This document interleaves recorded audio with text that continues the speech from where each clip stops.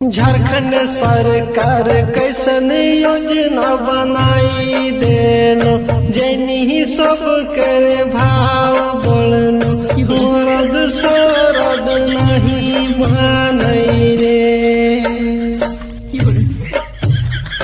मैया सामन योजना 25 घुसल हिने हुने मल के भूल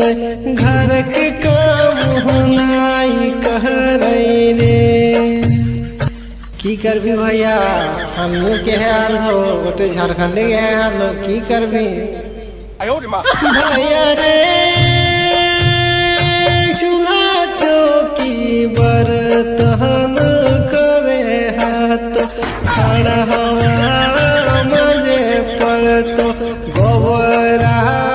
फेंके पड़तो रे भैया रे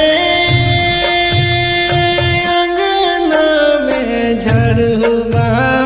मारे हाथ गोहाल मारे हाथ जनी 10 बजे उठतो रे इटा तो पहला बात हो रे इटा पहला किस्त घुसल हो को साल भरी 30,000 देते आरो की करे हतो रे रुको जरा।